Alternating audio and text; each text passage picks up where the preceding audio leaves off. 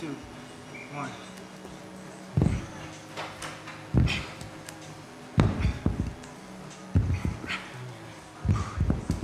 At first, so when I was doing your assessment, I got a feel for what you were about, and you hired me knowing that like I train a different way than most conventional trainers, right?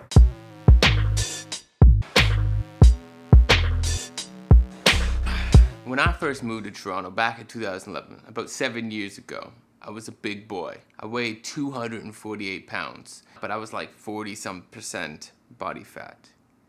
I was big. I was overweight. Back when I was that weight, things were very different. The way I thought about things was fundamentally different. Everywhere I went, I was thinking about my weight, checking my shirt. My chest was looking a little too pointy, a little tight around where the tire is. Always, constantly stressing out about it. And on top of that, like, I just didn't feel that good. When you first got into fitness, like, where was your mind state at? I was definitely chasing the aesthetics when I was younger because, you know, back in those times, like, you know, your mindset is more so on like get the chiseled abs and then you get the girl. That's how it works, you know what I mean? And so anytime I was in the gym, that was always my focus. You know, I just wanted to get big just to, you know, impress the girls, and didn't get the girls from that. You know what I mean? So, but yeah, I mean, there was a level of vanity in that sense because I was just, you know, I was just trying to chase the aesthetic appeal of it, and I liked looking good. And that was really just my focus at that time, and I really didn't understand how the body works and the mechanics of movement and everything like that. It was just, what do I have to do to put on size to build bigger biceps and things of that nature, you know? When I first moved to Toronto, I started to take that energy, that negative mindset, what I call my fat mind, and decided I'm gonna take action. So I got trainers. I had about 3 or 4 different trainers. I also worked out with like a running group. I went to multiple running groups, did Spartan races. All that was good, but I didn't really face the demons. Oh, I guess I don't deserve it. I'm comfortable like this, or I'm worried about what I'm gonna look like. You know, am I gonna be so small? I like being big to some degree. You stand strong around people while I not look like that. You know, I'm still 6'1", I'm not getting shorter.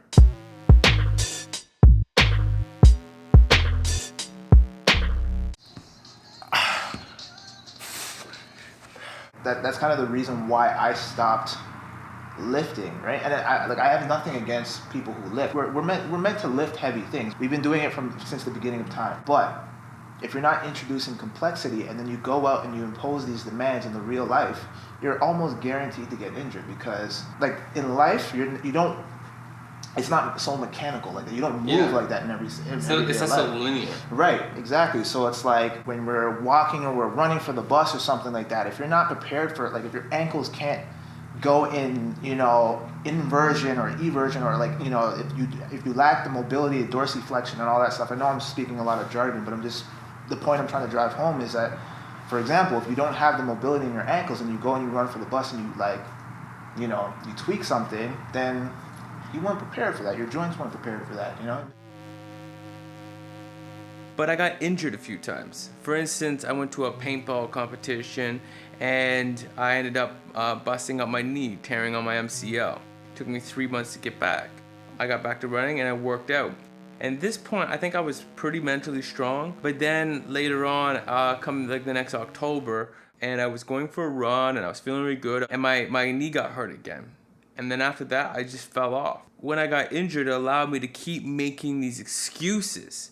Most people, like, they just allow their age to get the better of them, and they fall into that, and then they're just like, oh, I feel old, I feel like stiff and everything, and it's just like, because you don't move. You know, you use age as an excuse. It's like, I'm 50 now, so the standard norm for a 50-year-old is to sit, wither away, and die. And that's the wrong way to look at it.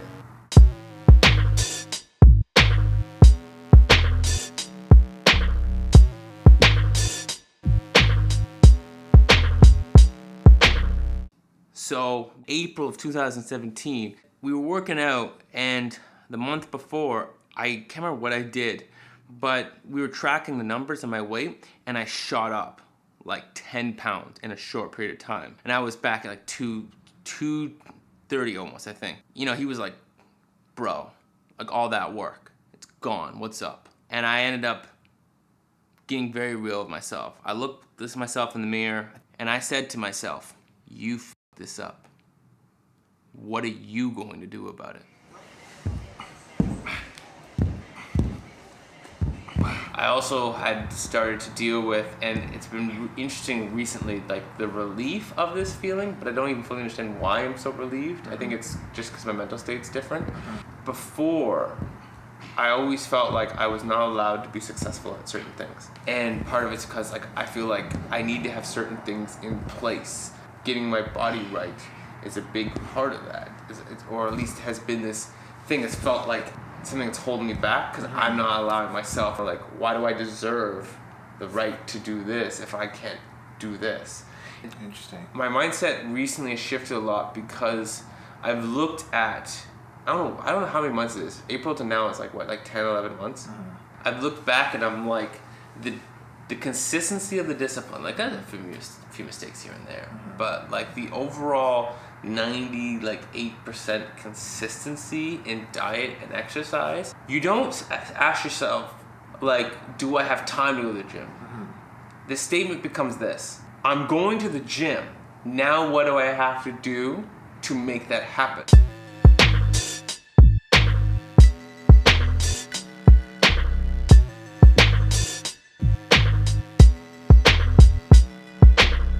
You do have your aesthetic goals, right? And I'd be lying if I said that I didn't care about looking good naked, you know what I mean? Like, I think we all do to a certain extent, right? I've seen your IG posts. Yeah. Yeah, so I mean, it's a good confidence booster, right? So I get the appeal and why people strive for that, right? But like I said, with my methods, and these are all influenced by things that I've been exposed to. It's just getting people to think past the aesthetics and try to get them to come to the realization on their own, because I don't want to be preachy. I want to share what I know, but not in a way where it's just like, these are the rules, this is how it goes, and this is what you need to follow, and if you don't follow it, then get the hell out of here, kind of thing, right? Understand the importance of building a body for longevity and not just for, you know, the right now and just showing off kind of thing. You can still have both. You can still have a body that looks great, but is also functional, and like you have all these skills at your disposal, and you still can play when you're older, you know what I mean? And like, not worry about being stiff, or, you know, age being a factor or a limitation in your ability to live.